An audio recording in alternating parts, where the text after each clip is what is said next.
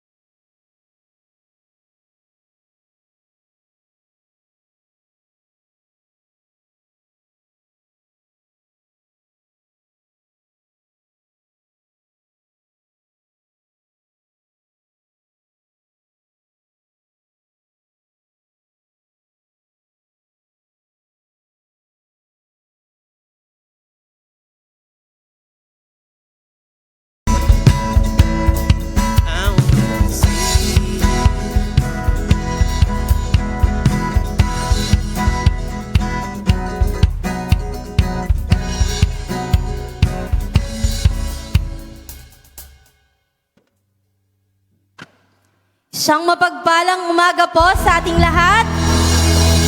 Inaanihan ko po ang lahat na tumayo. Good morning po, good morning, good morning! Ang lahat po ng anak ng Diyos ay pumalakpak ngayong umaga. Hallelujah! Lord. Ngayong umaga po, ito pong awit natin na ito. Naway ito po ay hindi lang basta maging isang awitin, kundi maging isang awit panalangin. Isang awit na inaalay natin sa ating Panginoon. Atin po itong awitin ng buong puso. Sama-sama po nating awitin ang kantang ito.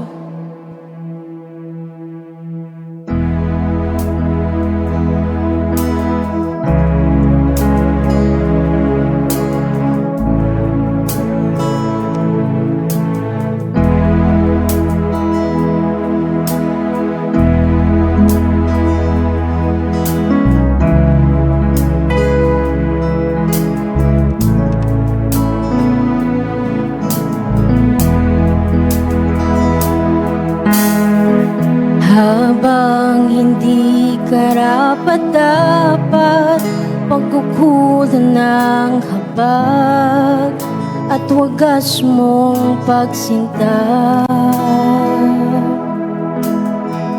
Habang walang kakaya ng masuklian ka ng mabuti sa lahat mong ginawa.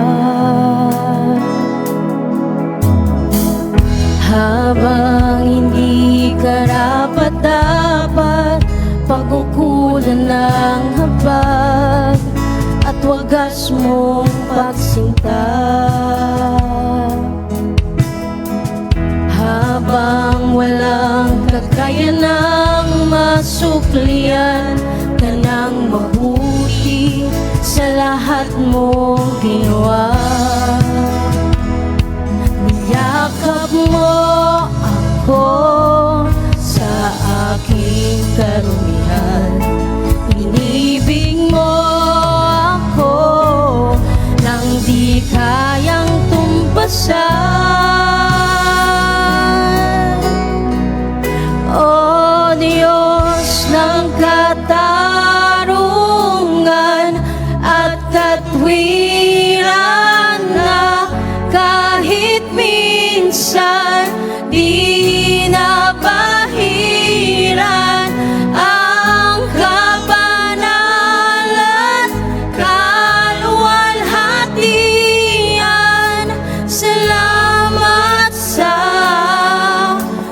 sukdulang biyaya mo.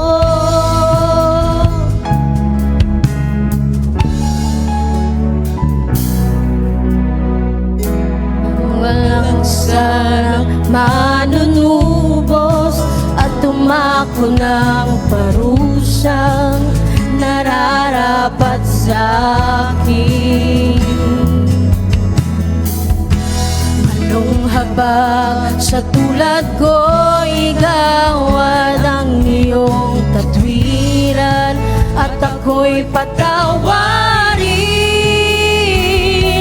Niyakap mo ako sa aking karumihan, inibig mo ako nang di kayang tumbasan.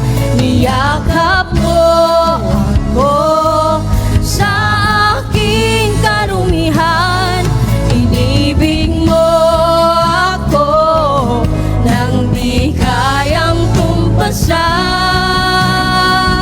O Diyos ng katarungan at katwiran na kahit minsan di nabahiran ang kabanalan, kaluwalhatian. Salamat sa sukdulang biyaya mo, O Diyos ng pag-ibig na mas malawak pa kaysa aking mga pagkakasala. Higit pa sa buhay ko, salamat sa sukdulang biyaya mo ng katarungan at katwiran na kahit minsan di nabahiran ang kabanalan, kaluwalhatian. Salamat sa sukdulang biyaya mo.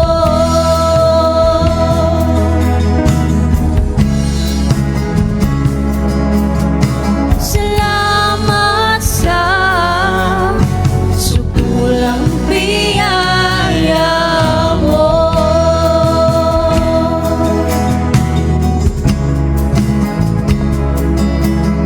Salamat sa sukdulang biyaya mo. Sa iyo ang kapurihan, Panginoon. Salamat sa sukdulang biyaya mo. Hallelujah! We praise you, Lord. Thank you, Jesus.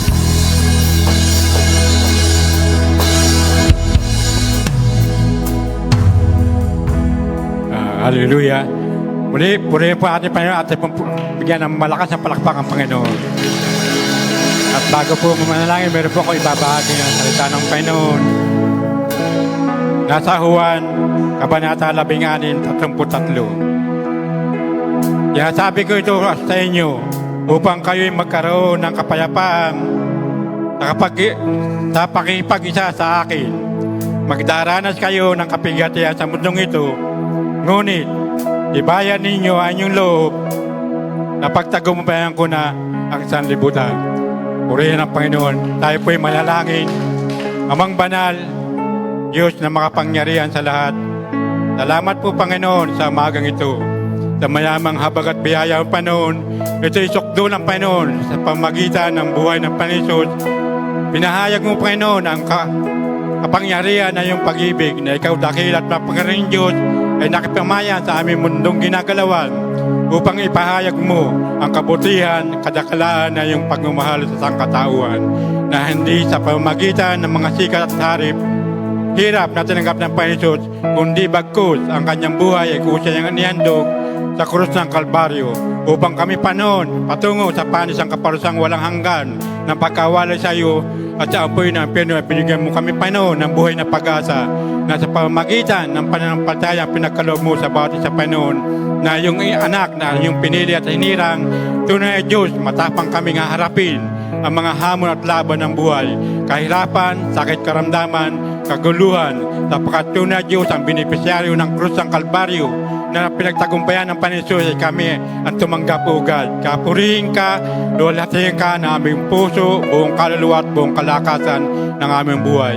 Sa lahat, Panginoon, sa magong umagang ito, na muli ang bawat isa ay dinako mo kung saan, O Lord, kami nagkatipon-tipon, kami kay parangalan, itanghal, itaas sa iyong dakila at pangyarihan pangalan, higit, Panginoon, ang kadakilaan na iyong pag-ibig sa bawat iyong mga nilikaugat.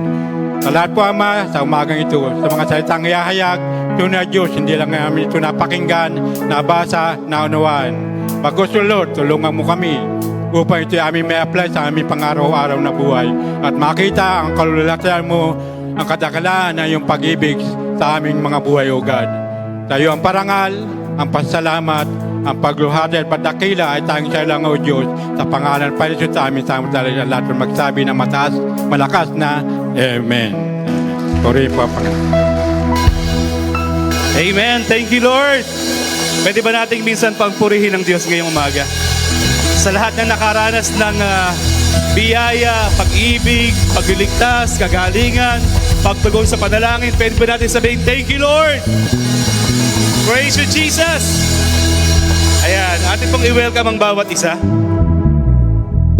At sabihin natin sa kapatid natin na, good morning. Mahal na mahal ka ng Diyos. Ayan.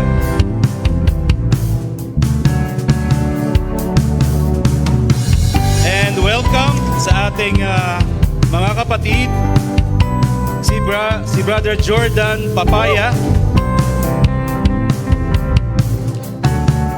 si Brother Stephanie Joy Papaya. Welcome po mga kapatid, welcome.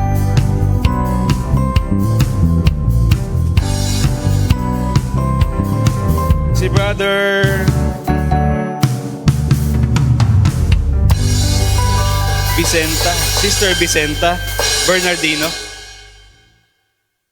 Nasaan po si Sister Bernardino? Welcome po.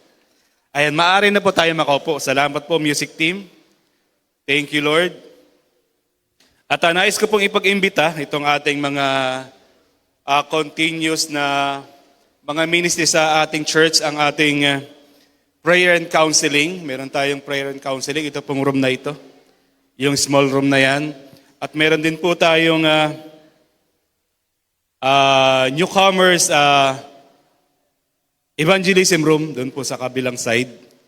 At akin po kayong ini-invite sa ating ilo-launch po natin yung pagbabalik ng ating midweek service.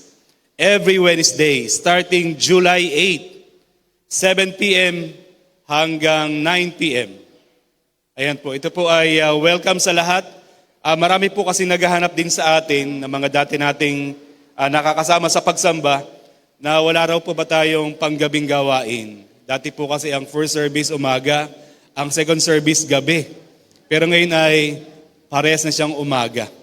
So ito po yung time para sa kanila po siguro na ma-invite natin, na sabihin natin sa kanila may good news. Meron ng panggabing gawain ng TCM. Meron kang sariling community. Marites Community. Tanggero Community. Madjongero Community. Yun ang mga community natin dati.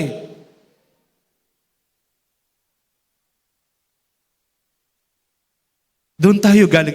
Yun ang community kung saan tayo lumaki, kung saan tayo nagkaedad, kung saan tayo nagkaisip, kung saan tayo nabuhay sa mahabang panahon. And yet, ito yung Diyos. Inalis tayo, Colossians chapter 1, verse 13. Inilagay tayo ngayon sa kaharian ng Diyos. Wow! Inilagay ka sa kaharian ng Diyos. Sino ba naman ang hindi maninibago?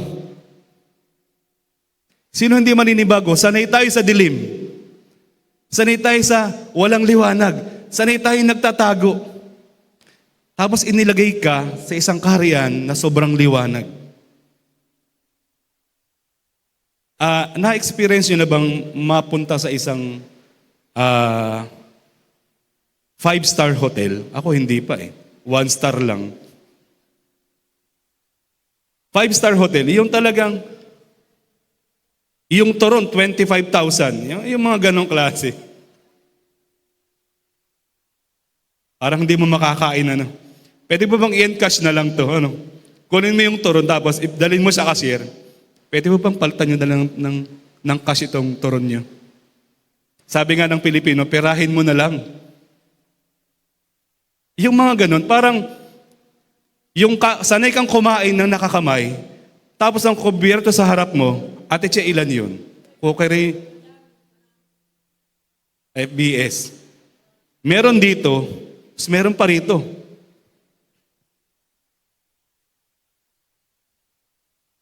Merong ibang kutsara sa soup, may ibang kutsara sa kanin.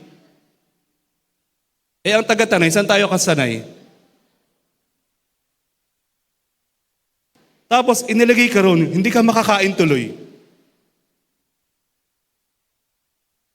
Iyon ang itsura natin. Galing tayo sa isang kakaibang mundo, yung mundong ginagalawan natin dati, and then inilagay tayo sa panibagong mundo na hindi tayo sanay. Anong gagawin ko dito? Ang isang Pilipinong napunta ng Japan, paano siya magkakain? Walang kutsara. Puro chopstick. Paano niya yung kakainin sa harapan ng boss niya? Magkakamay ba siya? Kabastasan po ba magkamay sa harapan ng isang Hapon? Hindi naman. Hindi naman. Napipicture out niyo po, tayong isang dating malayo sa Diyos at kaaway niya, biglang isinama sa kaharian ng Diyos. Paano tayo mag-behave doon sa panibagong mundong ginagalawan natin? Paano tayo magkasalita? Para kang isang OFW na sanay ka sa kalakaran ng Pilipinas, tapos iniligay ka sa isang community na hindi mo pa na alam at first time mong mapuntahan. Siguro bigyan tayo ng mga ilang buwan, ilang taon, masasanay din tayo. Kaya ang Pilipino gustong-gusto ng mga banyaga kasi napaka-adaptive natin. Andali natin mag-adapt sa ating surroundings. Yun ang pag-uusapan natin ngayong umaga.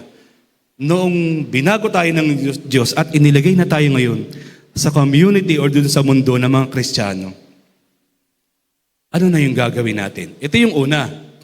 Ang panukala ng ating mga binasa ay, dahil sa masaganang habag ng Diyos, binago niya ang ating buhay upang ihanda tayo sa isang bagong buhay na kasama siya. Maraming mga mananampalataya gusto ng langit, pero ayaw ng kilos langit. Gusto sa langit, pero ayaw ng ugaling langit. Parang gusto niyang magpunta sa Amerika, pero ayaw niyang kumilos base doon sa requirements ng Amerika. Naghanap siya ng tricycle, tsaka jeep, biyaheng crossing. Walang tricycle talaga dun. Yung hahanapin mo, yung wala, sa lugar na pinuntahan sa iyo pinagdalan sa iyo ng Diyos. Naalala ko tuloy ang Israelita.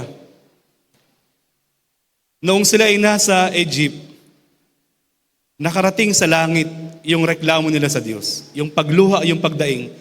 Bakit? Ano po yung meron sa Israelita nung sila nasa Egypt? Alipin sila? Forced labor? Pakain lang, walang sweldo. Papayag ka ba nun, Ate Che? Sabihin sa'yo ng DepEd, magtrabaho ka pero walang sweldo, Che. Papayag ka? Ayaw. Sino mo papayag sa atin na magwo-work pero walang sweldo? Di ba wala? Pag pinilit kayo, mag-aalsa kayo, matutuwa kayo or Or magrereklamo ang inyong puso? Di ba magrereklamo tayo? Iyon ang experience ng Israelita. Meron silang lugar na para lang sa alipin. Forced labor. Sila ay nagrereklamo sa Diyos. Ang hirap naman talaga nun. Tama ba, Brother Bernard? Parang napaka-unjust. Inubos mo yung 8 oras, tapos at the end of the month, naghihintay ka ng paycheck, tapos walang binigay sa'yo. Ibang usapan yan. Nagreklamo ang buong Israelita nung sila nasa Egypt pa at nakarating yung kanilang pagdaing sa Panginoon. Alam niyo ginawa ng Diyos? Inalis sila. Inalis sa pagkaalipin at dinala sa Kanaan. Pero habang papunta sila sa Kanaan, nagrereklamo sila. Hinahanap-hanap nila yung kanilang buhay sa Egypt. Sabi ng Lord, teka lang, di bang nag-prayer request ka? Lord, alisin mo ko sa bagay na ito. Alisin mo ko sa lugar na ito. Di ba answered prayer ang Israelita? Inalis talaga sila. Sa kanilang kinagis ng mundo, naalipin sila. Hinango sila ng Diyos. Inakay. Habang inaakay sila, nagre-reklamo sila. Sabi nila kay Moises, dito mo ba kami papatayin? Mabuti pang ibalik mo kami doon sa Ehipto. Ano meron sa Egypt? Pagkaalipin. Gusto nila ng kalayaan. Pero nung ipinaparana sa kanila ng Diyos ang kalayaan, gusto nilang bumalik. Hello, good morning. Ang Diyos kapag kumilos, hindi siya nagtatapos sa basta tayo iniligtas. Meron siyang pinaglalagyan sa ating panibagong mundo. Pakisabi mo nga sa katabi mo, welcome to the Christian world.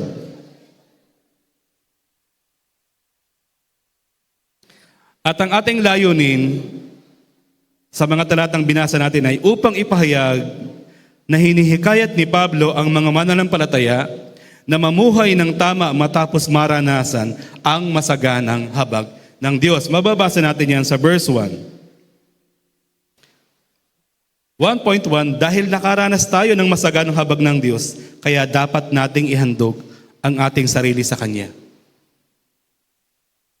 Pwede bang pakitanong yung katabi mo? Kapatid, isa ka ba sa nakaranas ng masaganang habag ng Diyos? Pwede bang sagutin mo ng malakas? Ayan.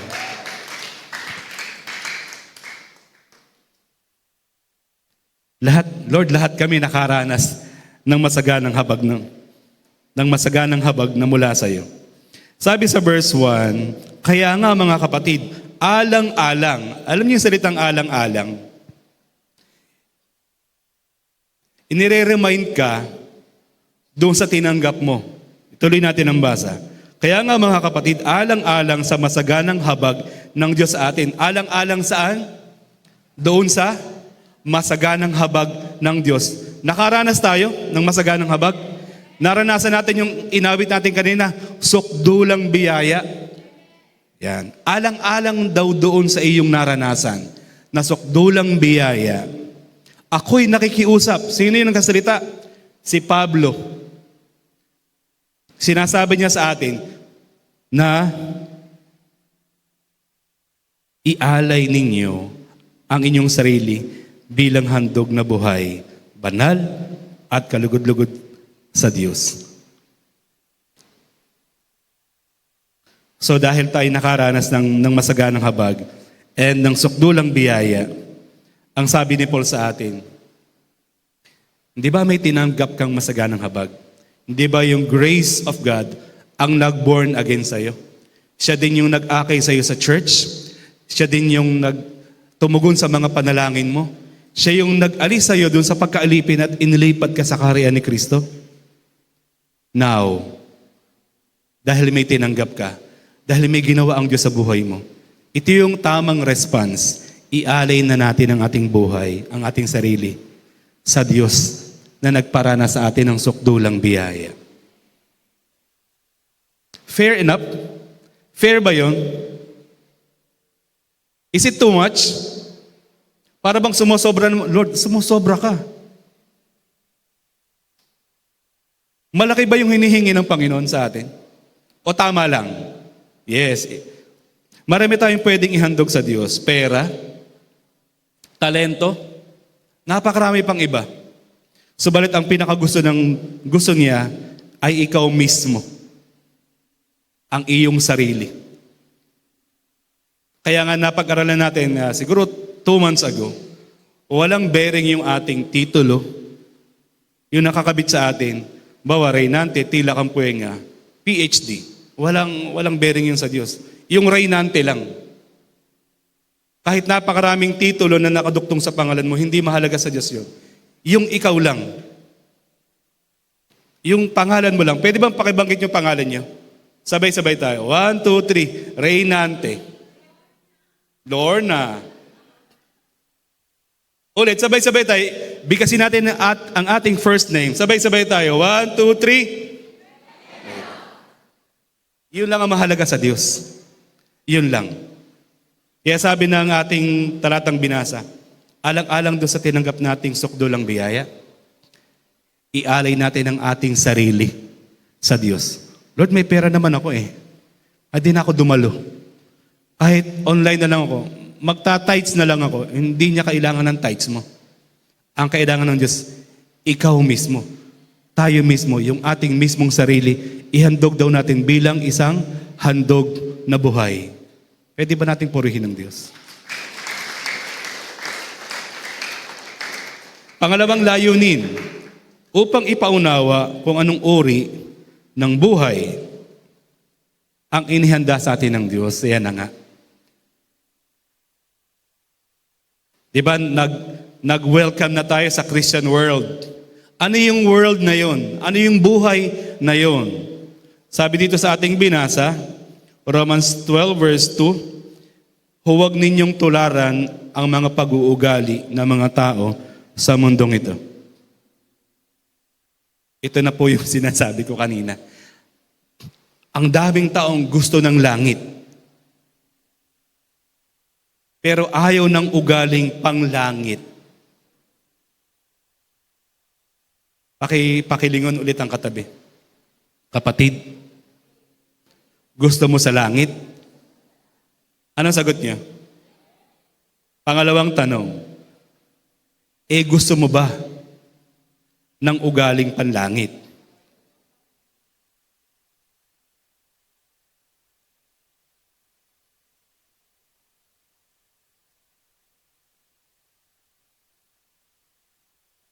Kaya merong pidos. Para alam mo yung lugar na pupuntahan mo. Para alam mo yung tradition na meron sila. Kung pupunta ka sa Saudi Arabia, kung ang hilig mo sa pork chop, dapat alam mo.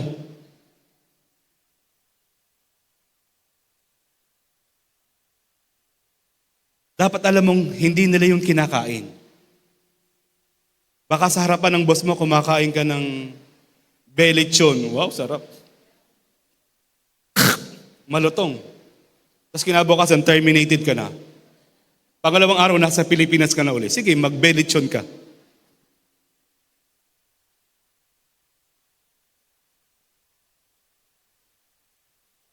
.1, sa bagong buhay, hindi na tayo gagaya sa mga ugali ng mundo. Yung bagong buhay na pinaglagyan sa atin ng Panginoon. Yun daw ugali ng mundo, hindi na natin kokopyahin. Hindi na natin gagayahin. Hindi na natin gagawin. Hindi na natin ipamumuhay. Hindi na natin iisipin yung ating buhay na binigay sa atin ng Diyos na bago. Yung welcome to the Christian world. Yung Christian world na yun, meron na siyang sariling ugali. Akala ka ba walang mababago? Oo, yun sa paligid. Pero sa kaloob-looban natin, andun ang pagbabago. Last week yata natin napag-usapan yan. Binabago tayo sa ating pagkataong loob. Naalala niyo po? Ang binabago sa atin ay pagkataong loob. Kaya sabi dun sa ating binasa, sa verse 2. Huwag na kayong makiayon sa takbo ng mundong ito. Sa halip, hayaan ninyong baguhin ng Diyos ang inyong pag-iisip upang maunawaan ninyo ang kanyang kalooban. Sa gayon, magagawa ninyo kung ano ang mabuti, kalugod-lugod at ganap sa kalooban ng Diyos. So sa bagong buhay, hindi na sumusunod sa pag-uugali ng mundo. Ano yung isang pag-uugali ng mundo? Mateo chapter 5 verse 38 and 39. Ito yung isang halimbawa, mga kapatid. Ano yung meron sa mundo na dati nating kinabibilangan? Ito ang sabi.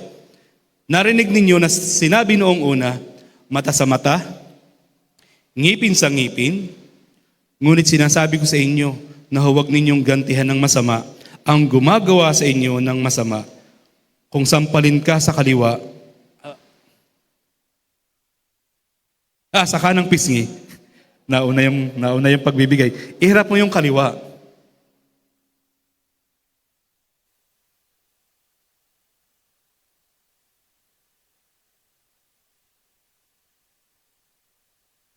Pakiligin ng katabi. Gusto natin sa langit, kapatid.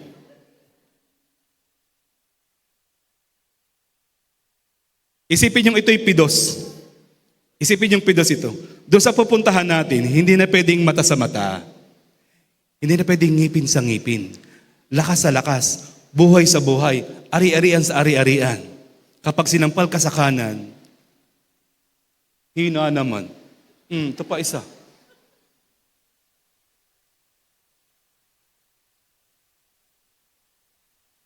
May iba, di ba? May iba. Ang takbo, ang pag-uugali ng mundo, ngipin sa ngipin. Gantihan natin, mga kapatid. Huwag tayong padadaig sa lumang mundo. Pero sa Christian world, sa new life, kaya ang ganda ng nito, ang ganda ng foundation nito eh. Alang-alang dun sa sukdulang biyayang tinanggap natin. Hello? Alang-alang, kumbaga sa isang OFW. Alang-alang sa visa. Ang visa mo, 5 years. Scotland. Yun yung naka-skirt ang mga lalaki. Sister, alang-alang doon sasayangin ko ba yung 5 years na visa, working visa? Ang sweldo amounting to 300,000 a month plus allowances. Ang gagawin mo lang, kasi doon ng lalaki, naka-skirt.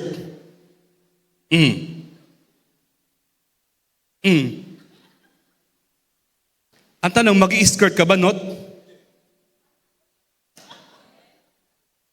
Si Not, mag-i-skirt ka? Alang-alang sa 5 years contract and 300,000 a month plus allowances. Ang sabi doon sa Pidos, Not, doon ang workers na lalaki, naka-skirt. Yun talaga ang kultura nila. Mag-i-skirt ka? Oo na. Kasi bakit? Alang-alang doon sa masaganang habag. Alang-alang doon sa 5 years contract. Malaking tulong to sa pamilya. Nagkakaroon tayo ng compromising. Good side ng compromising. Ano yun? Tinatalikuran mo yung gusto mo.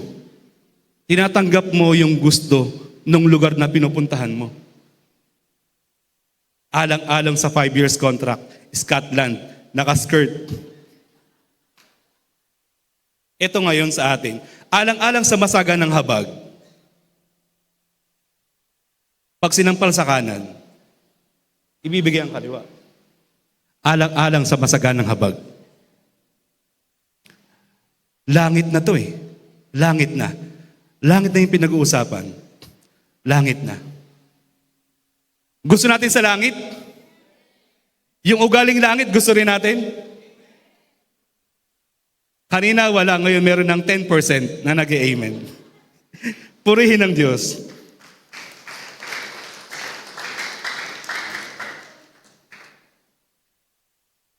Gusto kong ibalik.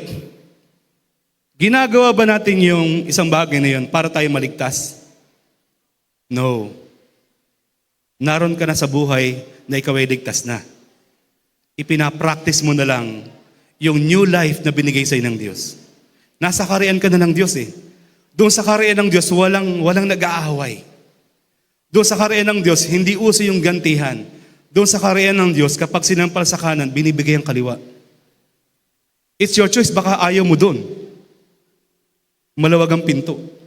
Ayaw ko dyan, hindi. Sa Pidos, kapag ayaw mo nung talagang kultura nila, pwede kang mag-withdraw. Kung mas mahalaga sa iyo yung gusto mo kaysa doon sa alang-alang sa 5 years contract, pwede ka namang mag-withdraw eh. Sa pananampalataya, ganun na nangyayari.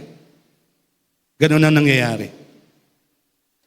Hindi niya kinakaya yung sobrang kabutihan na tinuturo ng Diyos sa bawat mananampalataya.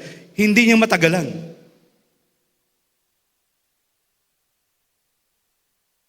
Lord, gusto ko talaga sa langit. Pero ang magpatawad,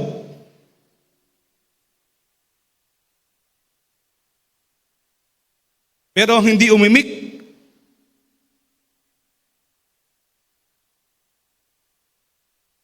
alang-alang sa masaganang habag, nasa atin ang choice. I-enjoy natin yung community ng kaharian ng Diyos or mag-i-step up or mag-i-step out tayo. Ayoko na sa langit. Kasi ang dami ko pang gustong awayin.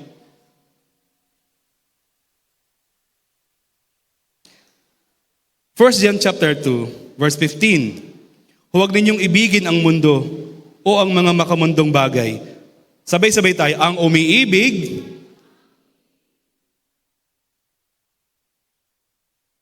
ang mundo ay tinatalikuran, hindi minamahal.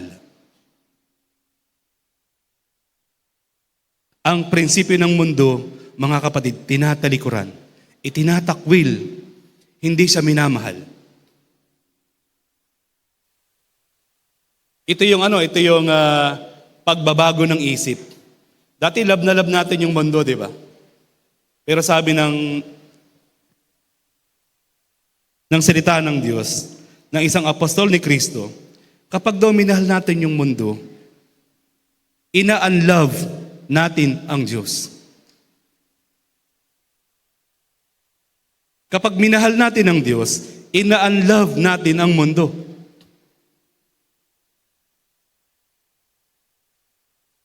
Di ba pwedeng nasa gitna?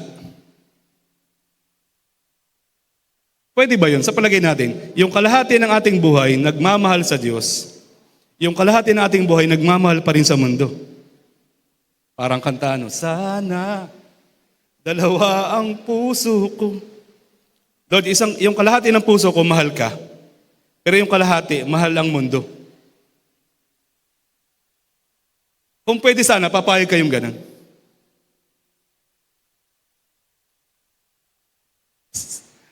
Ilingon nga yung may kasamang asawa. Ilingon nga, lingon. Pakiharap ang asawa. Face your husband. Ito tanong, papayag ka ba? Maylin. Daso, umayos ka ng sagot. Napapakunot na noon ni Daso. Sa mag-asawa, papayag ba kayo na merong kahati kayo sa puso ng inyong asawa? Mapalalaki o mapababae, papayag ba kayo? Ayaw. Ayaw, Maylin. Cliff, ayaw. Risha, payag.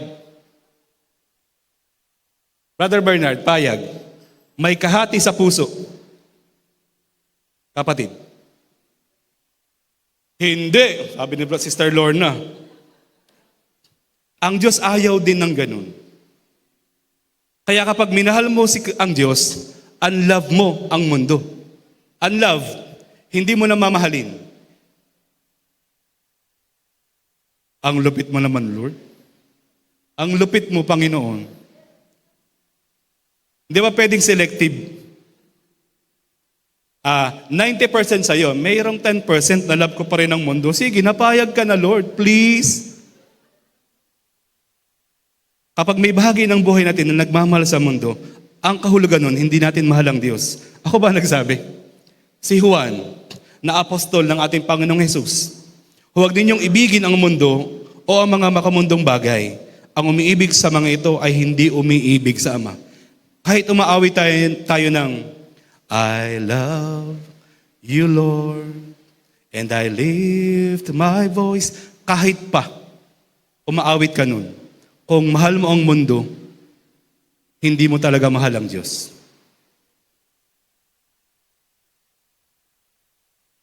Ang tahimik namin, Panginoon. 2.2, sa bagong buhay, binabago ng Diyos ang ating pag-iisip. Yung isip natin binabago. Ito kasi ang medyo critical na bahagi. Andito yung battleground. Andito. Ito yung dapat sakupin ni Kristo sa ating buong pagkatao. Yung paano tayo mag-isip, paano tayo maglagay ng priority sa ating buhay. Sabi sa Romans 12 sa ating binasa, hayaan ninyong baguhin kayo ng Diyos sa pamamagitan ng pagbabago ng inyong mga isip. Ayan. Sa ating bagong buhay, up na ako. Binabago ng Diyos ang isip. Sa Aklat ng Mga Gawa, chapter 19, verse 18 to 20, nung nangangaral si Paul sa Epeso, mayroong mga salamangkero. Ano ho yung salamangkero? Magikero. Mga black magic. Nung nangangaral si Paul, marami dong mga salamangkero. Pero sumampalataya sila kay Kristo. Mga manghuhula, manggagaway, kung ano-ano pa. Meron silang black book. Alam niyo nangyari, mga kapatid? Tinanggap nila si Christ. Yung kanilang aklat, itinumpok nila sa dami, sinunog nila yun. Na binago ng Diyos ang kanilang isip. Yung dating pinapaniwalaan nila, isinurrender nila sa Diyos. Nagbago isip, yes. Sinunog nila. At kung babasahin nyo yan, isa yan sa naging cause ng riot sa Epeso. Kung saan muntik nang mapatay si Pablo. Isipin niyo yung kapangyarihan ng salita ng Diyos, nagbabago ng pasya ng tao. Pwede ba nating purihin ng Diyos? Kapag nasa bagong buhay ka na, iyan na ang mangyayari sa'yo. Binabago ng Diyos ang isip mo.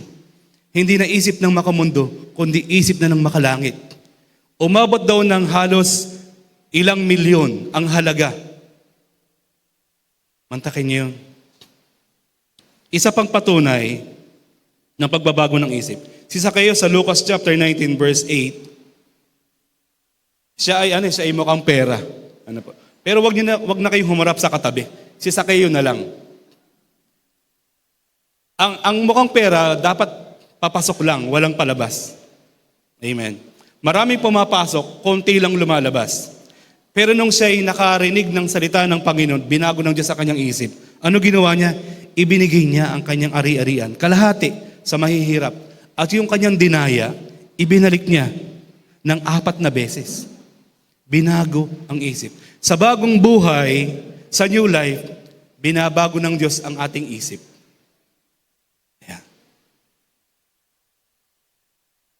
Romans 12 verse 2, para malaman ninyo ang kalooban ng Diyos kung ano ang mabuti, ganap at kalugod-lugod sa kanyang kalooban.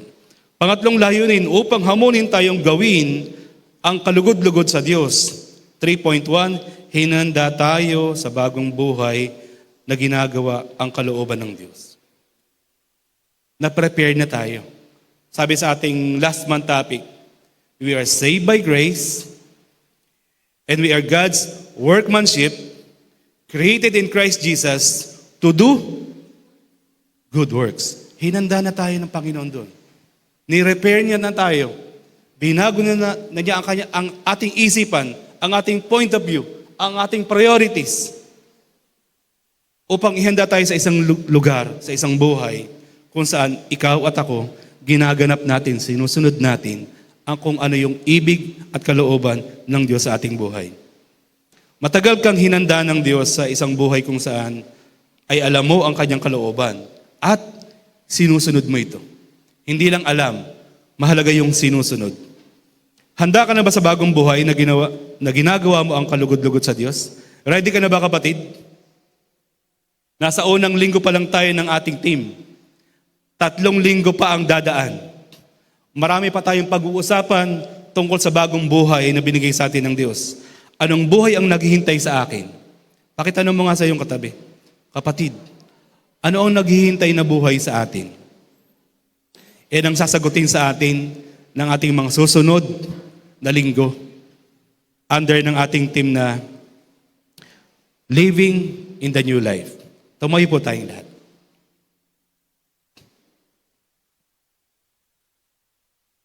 Lahat tayo mga kapatid ay maraming pinanggalingan. Tama po.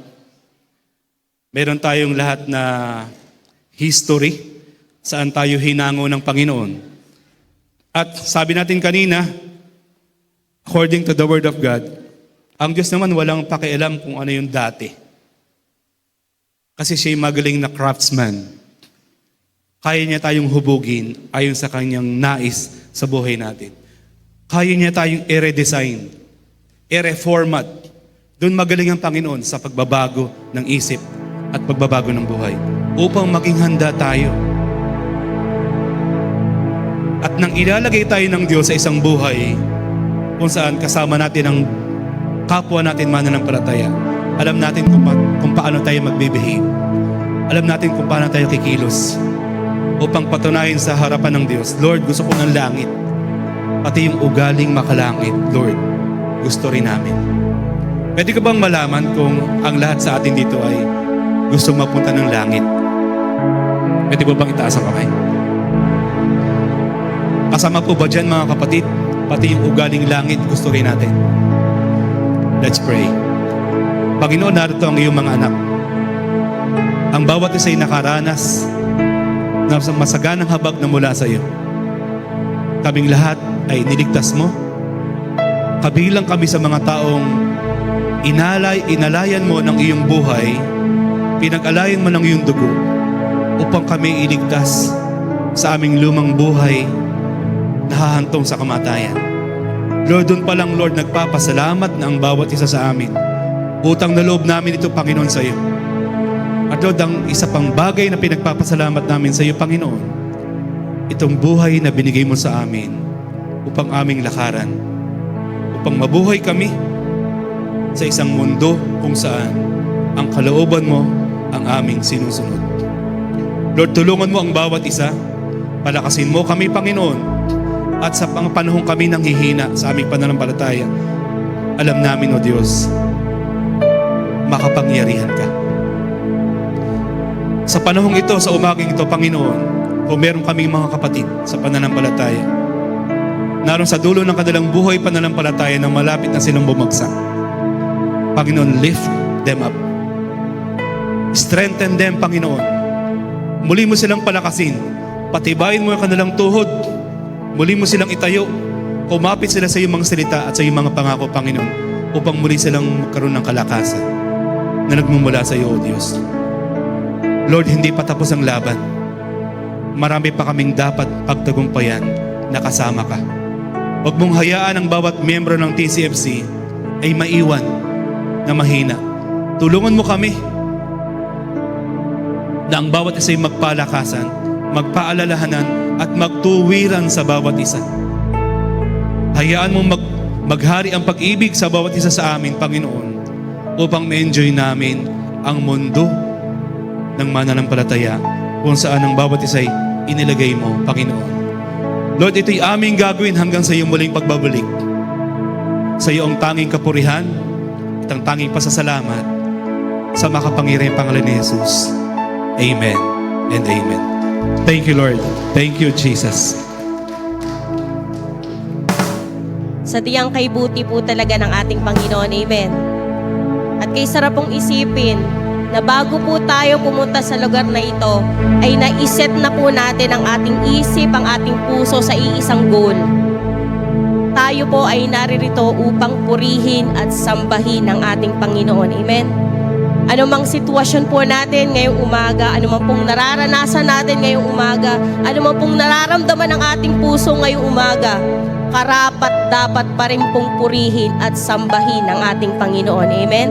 Kaya po ngayong umaga, inaanyayahan po namin kayo na sama-sama po nating awitan, pasalamatan, purihin at sambahin ang pangalan ng ating Panginoon. We thank you, Lord. We bless your name. Hallelujah. We worship you, Lord.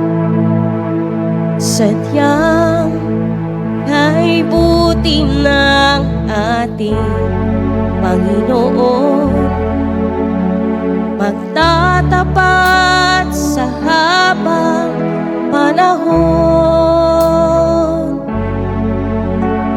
maging sa kabila ng ating pagkukulang, biyaya niya'y patuloy na laan. Sabihin po natin sa Panginoon, katulad ng pagsinag ng gintong araw, patuloy siyang nagbibigay tanglaw.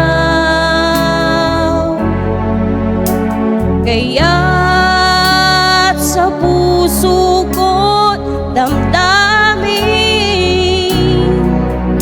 katapatan niya'y aking pupurihin. Taas po natin ang ating tinig sa Panginoon ngayong umaga. Let's sing. Dakila ka, O Diyos, tapat kang ang tunay, magmula pa sa ugat ng aming lahi. Mundo'y magunaw man, maaasahan kang lagi. Ito ang ating Diyos, maging hanggang wakas nito buhay.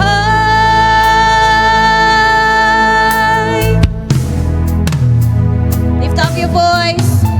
Kaya, O Diyos, kita'y aking pupurihin, sa buong mundo'y aking awitin. Dakila ang iyong katapatan, pag-ibig mo'y walang hanggan, walang hanggan. Dakila ka, O Diyos, tapat kang ang tunay, magmula pa sa ugat ng aming lahi. Yes! Mundo'y magunaw man, maaasahan kang lagi, maging hanggang wakas nito buhay. Sabay-sabay po nating awitan ng ating Panginoon. Dakila ka, O Diyos! Dakila ka, O Diyos, tapat kang ang tunay, magmula pa sa ugat ng aming lahi. Yes! Mundo'y magunaw man, maaasahan kang lagi, maging hanggang wakas nito buhay. Tayo po ngayon ay dadako sa ating pagkakaloob sa ating Panginoon.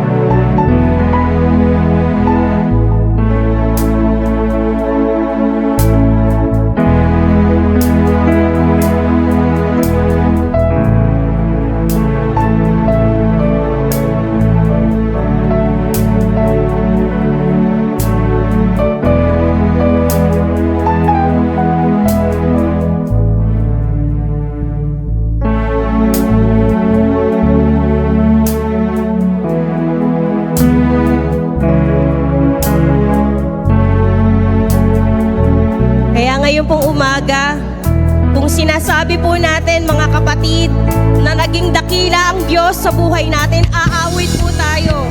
Kung sinasabi po natin na naging mabuti ang Diyos sa buhay natin, aawit po tayo. Kung naging tapat ang Diyos sa buhay natin, aawit po tayo.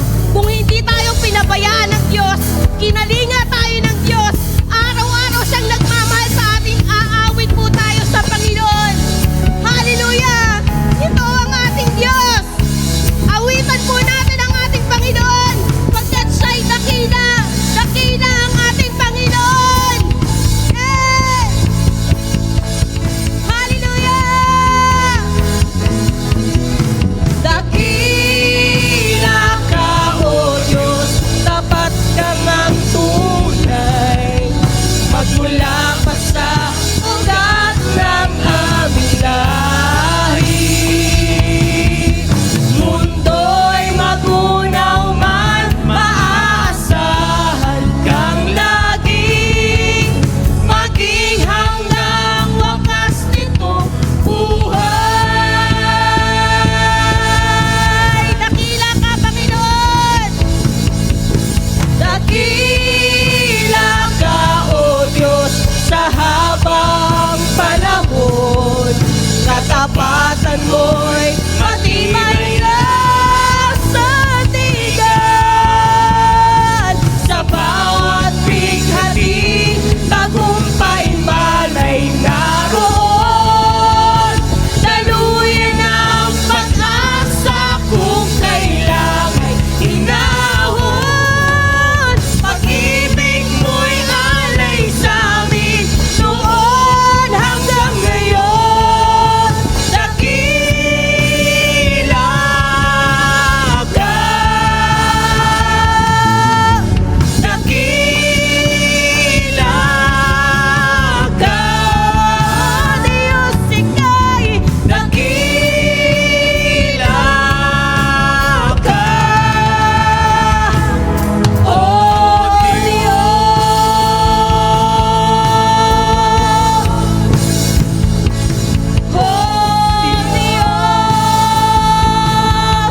wala nang iba. Jesus, sa'yo ang kapurihan, kaluwalhatian ngayon at magpakailanman. Jesus, sa'yo ang karangalan, kapangyarihan ngayon at magpakailanman. Jesus, sa'yo ang kapurihan,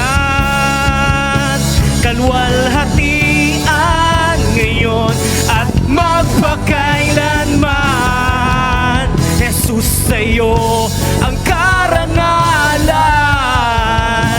kapangyarihan ngayon at magpakailanman. Ikaw ang tunay na Diyos. Ikaw ang tunay na Diyos, ika'y walang katulad, ika'y nag-iisa, ikaw lamang, wala nang iba. Sa'yo ang aming awit, tinggil ang aming tinig, isisigaw sa buong mundo. Ikaw ang tunay na Diyos.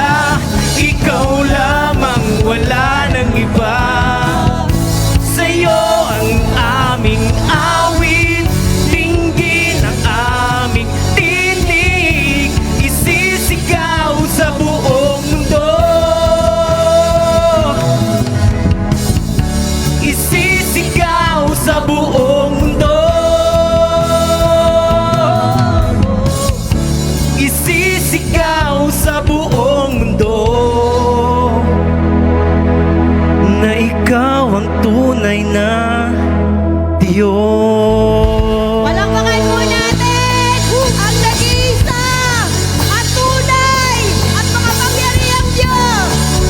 Praise the Lord.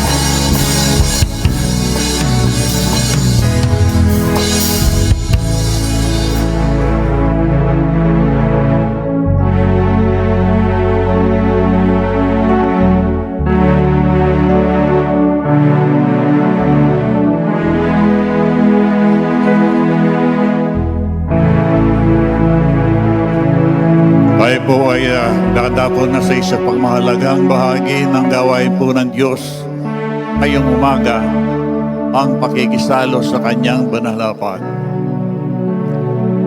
Dakilang Diyos sa aming amang nasa langit, maraming salamat po sa biyayang ito na yung pinagkaloob po sa amin. Ay ikaw ay aming makasalo sa iyong banal na harapan. Narito po ang mga tinapay na walang libadura na simbolo ng iyong katawan ng aming Panginoong Jesucristo, at ang mga kupita ng inuming ito na simbolo ng banal na dugo ng Panginoong Yesus na doon sa krus sa bundok ng Kalbaryo na tumigis. Laging po, O Diyos, na ito'y pagpalain, magsilbing tatagan kalakasan ng aming pananampalataya sa pangalan po ng aming Panginoong Yesus. Amen. Sa unang sulat po ni Apostle Pablo sa mga taga-Korinto at pati na rin sa Christian Faith Church ay ganito ang sinasabi: tinanggap ko ang aral sa Panginoon na siya namang binabahagi ko sa inyo. Ang Panginoong Yesus nung gabing bago'y pagkanulo ay dumampot ng tinapay, matapos magpasalamat ay pinarabira sa iyo at sinabi, ito ang aking katawan, binabahagi sa inyo. Gawin ninyo ito bilang pag-alala sa akin. Sabay-sabay po natin kayo.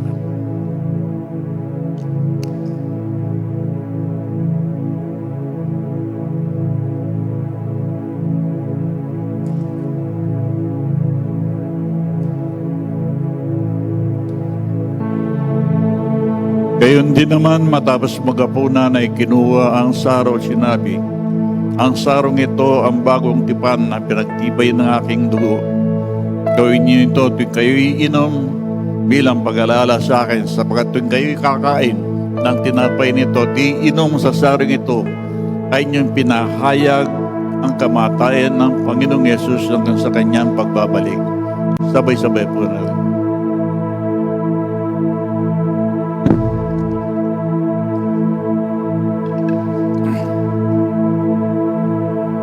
Salamat po, Panginoon, sa biyayang tunay pinagkaloob sa amin na kaya makakasalo sa iyong manalpan.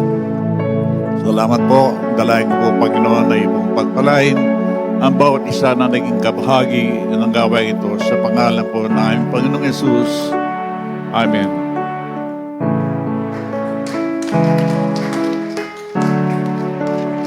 Maaari po munang maupo ang lahat. Good morning po, everyone. Sige, meron lang po tayong a quick announcement and update.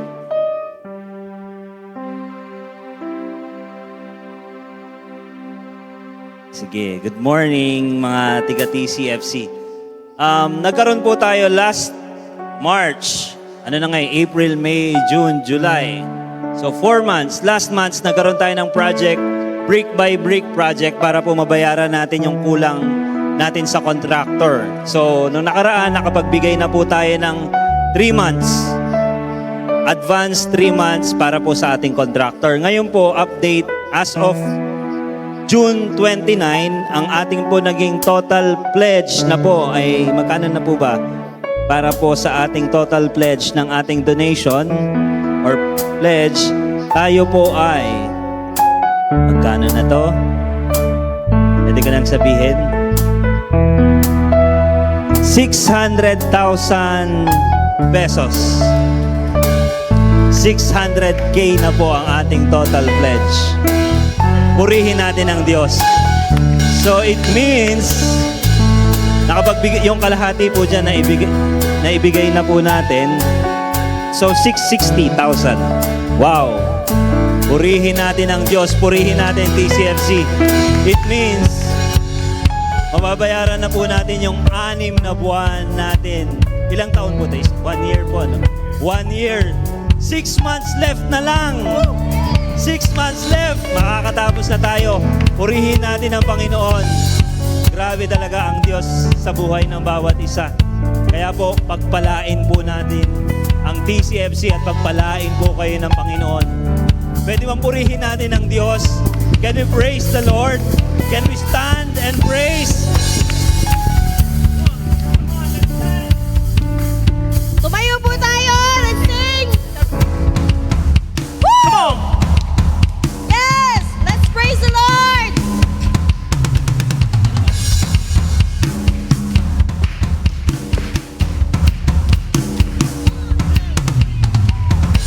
Let everything that has breath praise the Lord.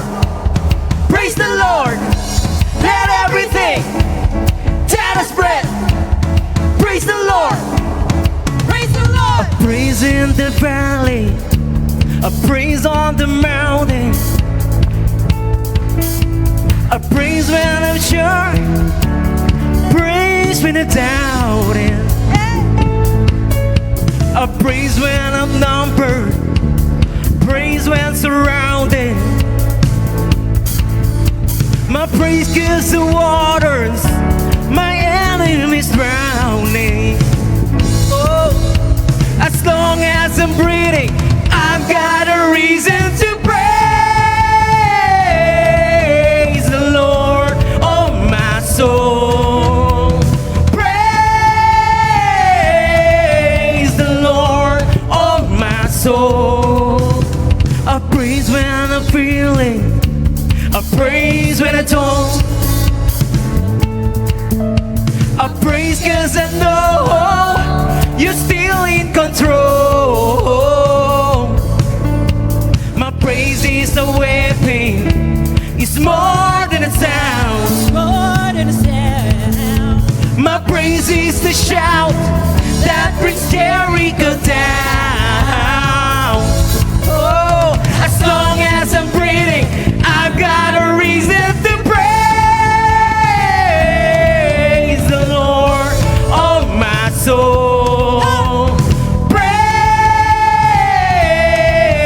the Lord, oh my soul. I won't be quiet, my God is alive. How could I keep it inside? Praise the Lord, oh my soul. Yeah! Come on, church! Come on! Let's clap our hands to the Lord!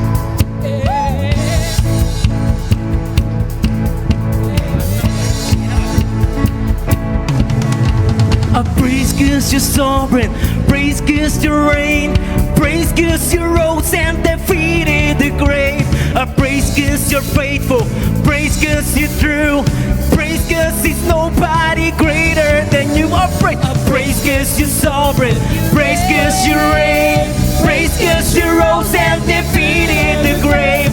A praise cause you're faithful, praise cause you're true, praise cause there's nobody greater than you. Praise the Lord, oh my soul. Come on, come on, come on. Praise the Lord, oh my soul. Come on. Praise the Lord, oh my soul. Praise the Lord, oh my soul. I won't be quiet. I won't be quiet. My God is alive. How could I keep it inside? I won't be quiet. My God is alive. How could I keep it inside? I won't be quiet. My God is alive. How could I keep it in? You gotta say, praise the Lord, oh my soul. Yeah.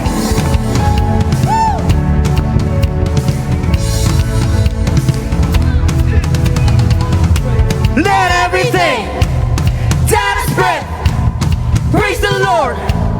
Praise the Lord. Let everything that is breath praise the Lord. Yes! Praise the Lord. Woo!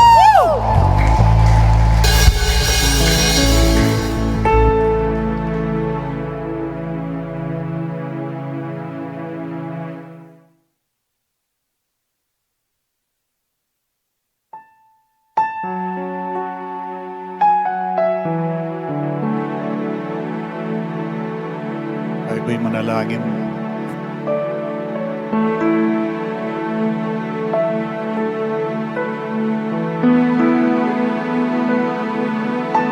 Pagilan Diyos sa aming mga nasa langit, maraming salamat po sa umagang ito.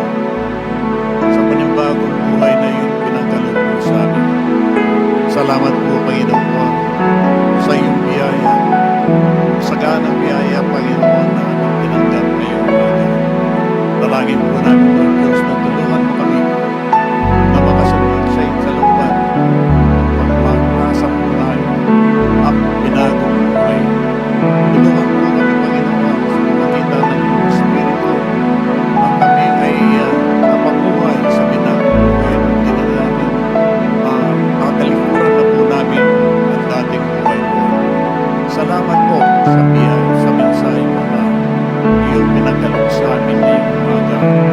Lagyan po namin, Lord Diyos, na iyong tumulong sa puso ng bawat isa sa amin. Dinadalayan ko rin po, Panginoon, sa umaga nito. Silang may sakit,